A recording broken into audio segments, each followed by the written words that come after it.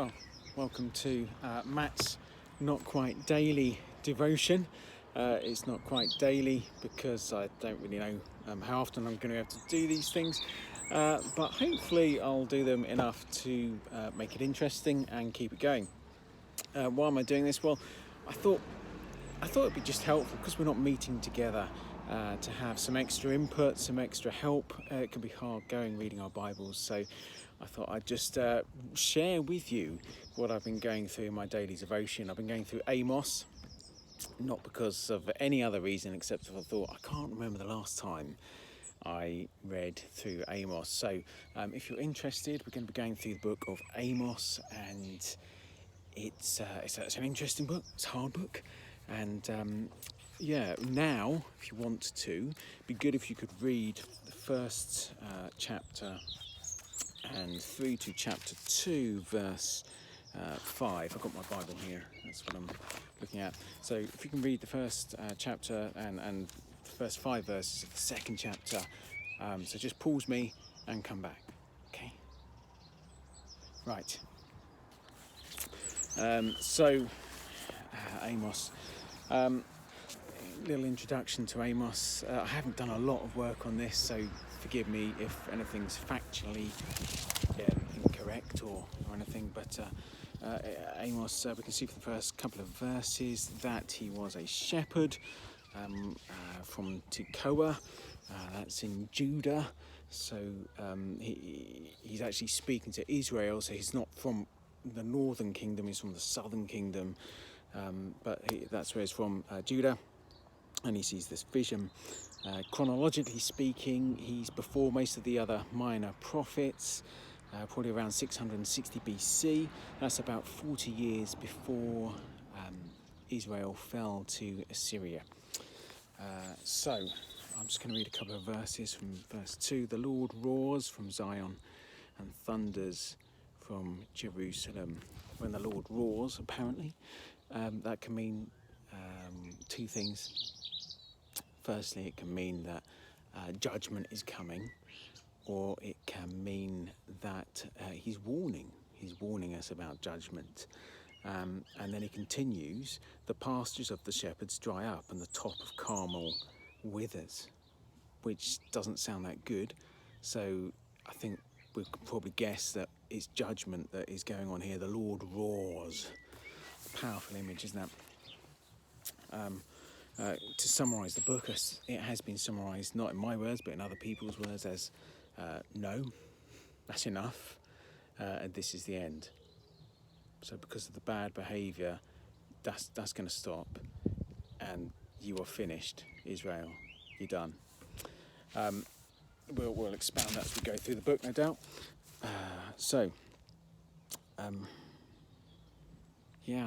suppose we thought. Well, we sometimes think, are the people who are corrupt, are they actually going to get away with it? Is there going to be any justice? Does God even care? And the answer that Amos gives us is a resounding yes, there is going to be justice. So we see the heart of God in this first chapter here. There's a pattern. If you read it, you'll notice the pattern is going on and on. And that pattern follows a pattern in itself. So there's these lists of these different places that the Lord is pronouncing judgment against, and each announcement follows its pattern. So there's this strange thing. It says, for 3 sins of Damascus, even 4, I will not relent. And that's apparently from wisdom literature. What it's conveying is the fact that they've sinned 3 times, and then the 4th is piled up, and this 4th one is the final thing. Right, that is it, no more. So for 3 they deserve judgment, but for the 4th, it's just beyond it. It's too much. Stop. And so that's the pattern that goes on. And in each one of these addresses, we get the crime that they've committed, and we see the crimes that they commit. So as we go through the chapter, verse 3, they've been overly harsh. There was overly harsh warfare. That was Damascus. And then in verse 5, Gaza. She took whole communities captive, and so on. It goes through verse 9. This was Tyre. They took whole communities captives. Verse 11. He pursued his brother with the sword. So there's no mercy there. These people. This is Edom, and they slaughtered the women of the land. So this is outrageous. These are crimes by anyone's standards, aren't they? Verse 13. It's horrible, actually. You look that one up. I'm not going to say that. It's an abuse. It's disgusting. And we just go through, and each one of these ones, we see that there has been some great humanitarian crime, a crime against humanity and a crime against God. And so this is what God is saying, that's enough of. That's going to stop. And so what does this show us? It shows us, I think, that God is just. It shows us he hates this sort of stuff. This is why judgment happens. People have a problem sometimes with God being the judge, but actually I don't think anyone would have a problem with God judging people for this, because it's sick, it's horrible. So these tyrants, these nations, they're not going to get away with it. And as we go through, we see that each one of these pronouncements, it involves certain things. So there's always fire in each one of these things. Fire is always mentioned. Also, that they often end it either with exile or death. There's various elaborations around there. But this is serious. So this is it. It's like, this is the end for you. You know, you're done. And in each one of these occurrences, the fortress is consumed.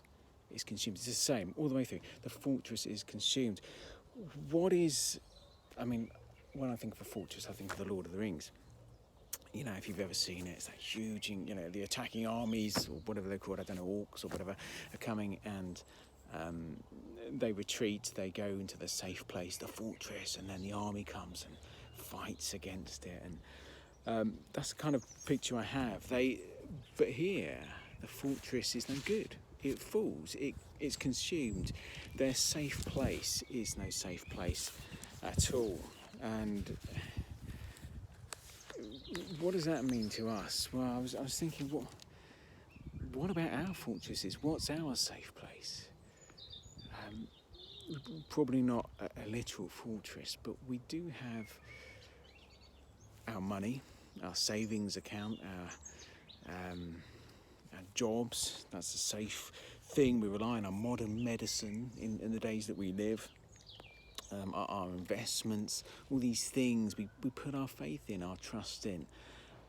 And God here in the judgment is removing each one of these fortresses. They're all falling. They're shown to be what they are. They are not going to save you. And this shows us, if you're on the wrong side of God, if you've been committing sin, you're in a very dangerous place to be. There is no safe place. There's nothing that is safe from God. Now, that's no thing, not no one, because in Jesus, actually, there is safety. In Jesus, he is our safe place. In fact, God himself, throughout the Bible, is called our fortress, our rock. And so, actually, if we want to be safe from God, we need to take our refuge in God. We need to put our trust in him, and we do that through Jesus. He is the one that makes reconciliation with us, with the Father. He is the one that is our mediator. He brings peace. He takes the wrath that we deserve. He takes the justice that should be poured out on us. So he brings peace. And he is the only one that there is safety, forgiveness, security in. So what are we saying? Are we saying that? Are we saying that perhaps this coronavirus is that a judgment from God? That's not something I really want to say. Not something I really want to talk about. In Revelation chapter 6, we see you get the 4 horses of the apocalypse, and they're riding out. The 4th one is the death. and Hades, and they're given the power to kill by the sword, by famine, by plague, and by beasts.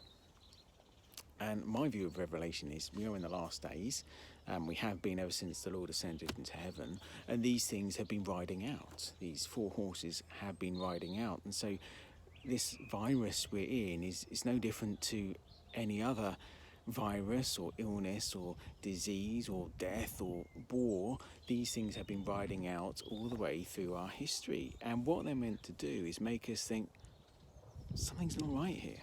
This is something's wrong. This is bad. This is scary. They're like warning signs. They're warning us to stop and think. And I think a lot of people are doing this at the moment. They're thinking, well, this is scary. Our safe place of medicine is not a fortress. It's failing us. It can't help us, really. It can do so much, but that's it. I saw on Facebook, it was this thing that said, your biggest problem is not dying from a virus. The biggest problem is dying without Jesus Christ. And that's true, isn't it? Whatever we make of this virus, whatever we make of anything else, and it's contentious, isn't it? But the biggest thing we need to do is make sure we have our fortress in God, that we have got our safety in Jesus, that our trust is in him. Because just as God roared at these nations that were ripe for judgment, he's going to roar in our life one day. He's going to call us in, and he's going to say, enough, okay, your time's done. And when he does that, I hope that our fortress will be God. Our fortress, our safety will be found in Jesus, because that's the only way that we can face God, is if our safety, our trust is in Jesus. The psalmist said in Psalm 91 verse 2, I will say of the Lord, he is my refuge and my fortress, my God in whom I trust. I wonder if you can say that. Is God the one who is your fortress, the one who you trust in? Okay, sorry that was a bit long. I'll try and be shorter next time. But next time on Matt's Not Quite Daily Devotions, we'll be considering chapters 2 and 3. So if you want, you can read ahead. I don't know when I'm going to talk about them, but we'll see. In the chapter we've been looking at the list of pagan nations. And you can think, well, yeah, they were ripe for judgment. We can understand that. But now we're about to get a big shock, because actually Israel are ripe for judgment too. And we're going to look at that next time. See you soon.